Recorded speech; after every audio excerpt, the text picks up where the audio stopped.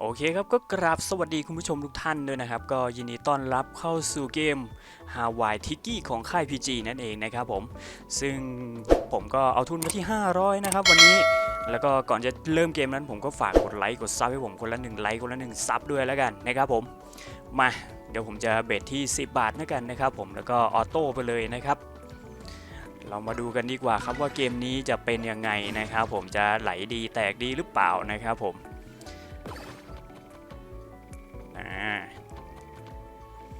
ซึ่งความพิเศษของเกมนี้นะครับก็จะมี Y อยู่ตรงกลางนะครับผม2แถวตรงกลางนั่นเองนะครับซึ่ง Y นั้นก็จะถ้าเผื่อขึ้นมานะครับผม Y ก็จะกลายเป็นคอมโบนะครับผมนี่ดูนะครับผมมันก็จะเพิ่มตัวอักษรขึ้นมาทีละ1นะครับผมเดี๋ยวนี้ได้มาที่95 บาทนะครับแล้วก็สแคตเตอร์นั้นต้องครบ3ตัวนะครับผมถึงจะเข้าสู่ฟีเจอร์ฟรีสปินนะครับผมเกมนี้เรามาดูกันตัวสุดท้ายจะลงให้ไหมเรียบร้อยครับผมโอ้โหยังไม่ได้ทันถึง2นาทีเลยนะครับผมก็เข้าเป็นที่เรียบร้อยนะครับมาเรามาดูกันดีกว่าครับ12สปินนะครับผม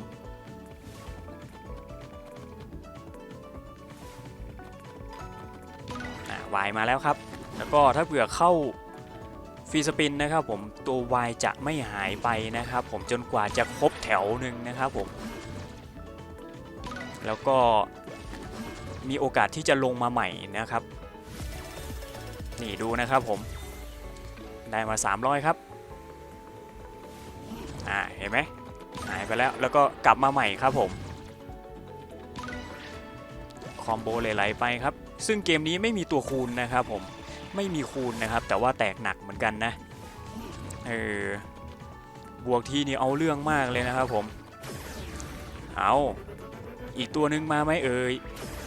แต่ว่าถ้าเผื่อมาแค่2ตัวนะครับก็จะบวกสปินเข้าไปอีก4สปินนะครับผม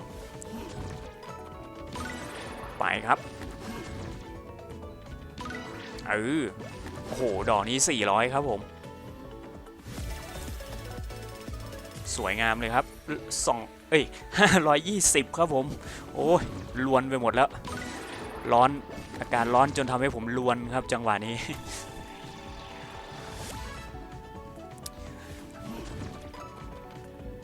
วายมาเรื่อยๆครับผมคือวายมันจะออกมาแทบจะตลอดเลยนะถ้าเผื่อเข้าฟรีสปินโอ้ไม่คอมโบนะครับตอนนี้ก็ได้มาที่1,160แล้วนะครับผมโอ้โหเบ็ดแค่10 บาทเองนะนี่แล้วก็จากทุน500ครับตอนนี้ก็ได้มาที่1,700แล้วนะครับผม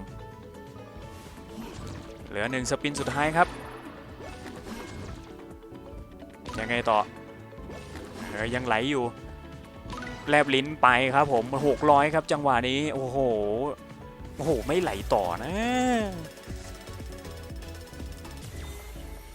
705 บาทครับผมแล้วก็เหลืออีก1สปินสุดท้ายครับไม่มาให้นะครับผมไม่ครบ 2,000 นะ 1,902 บาทกับอีก50ตังค์นะครับผมก็ยอดรวมตอนนี้ก็อยู่ที่ 2,400 แล้วนะครับผมมันยังไม่หยุดนะครับก็เอาไงดีไปต่อหรือพอแค่นี้ดี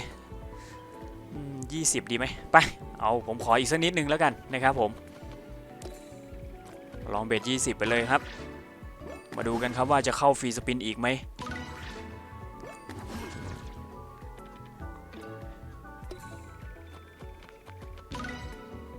คอมโบ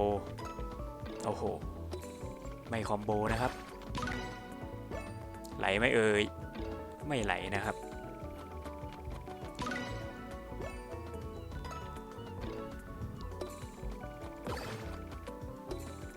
นิ่งเลยครับผมถ้าเผื่อ 2,000 แล้วผมก็คงจะถอนนะครับ มันนิ่งเกินแบบนี้ไปครับเทอร์โบครับผมจวดไปเลยครับ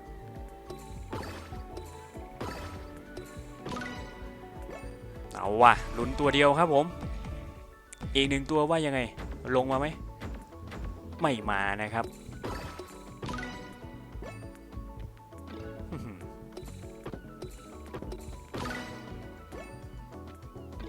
ไม่ไหลเว้ยเฮ้ยเอาลุ้นตัวเดียวครับผมลุ้น1ตัวลงมาไหมเอ่ยลงมาไหมไม่มานะครับแล้วก็ไม่ไหลด้วยนะครับโอ้โหวายไปอยู่ช่อง4ซะงั้นถ้าลงมาช่อง3นะ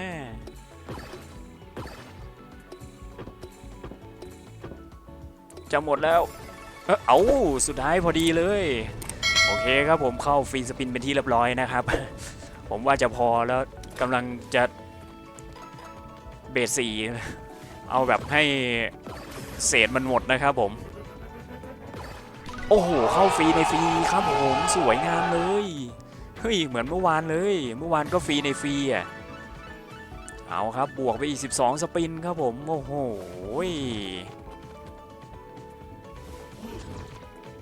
เสียดายนะเกมนี้ถ้าเผื่อมีตัวคูณนะคือแบบโอ้โหผมว่าแม่งน่าจะยับเหมือนกันนะแต่มันดันไม่มีคูณนะสิ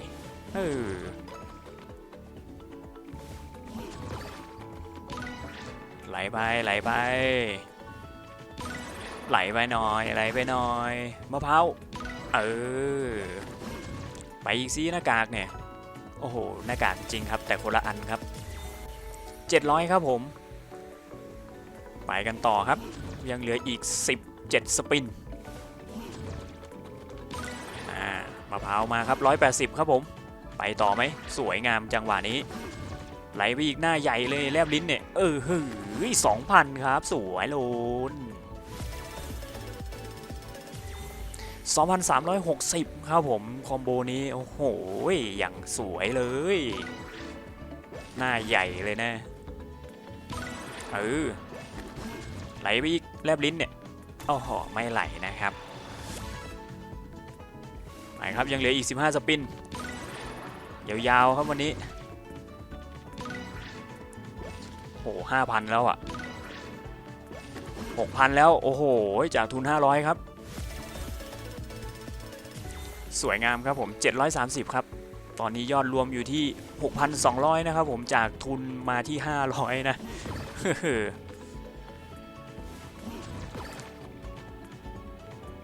ยังไงครับโอ้โหนิ่งเลยวะ9สปินไหลไปอีกโอ้โห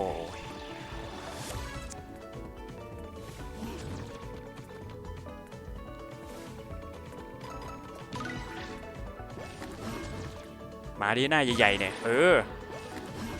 เอามาอีกไปอีกมาอีกไหลไปสวยโอ้โห1,200สวยงามครับรอบนี้ 2,150 ครับผมแล้วก็ยังเหลืออีก6สปินโอ้โหตอนนี้ก็ 8,000 แล้วนะจากทุน500ครับตอนนี้ได้มาที่ 8,600 แล้วนะผมว่านะจบฟรีสปินนี้ผมพอดีกว่านะครับผมก็น่าจะถอนเลยนะครับกำไรมหาศาลอีกแล้ววันนี้ไปครับยาว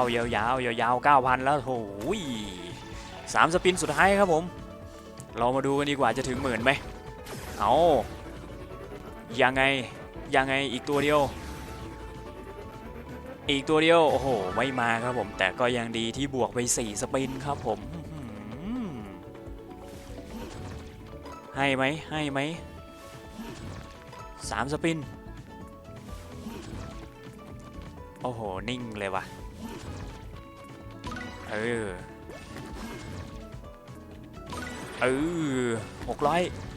เหลืออีก300โอ้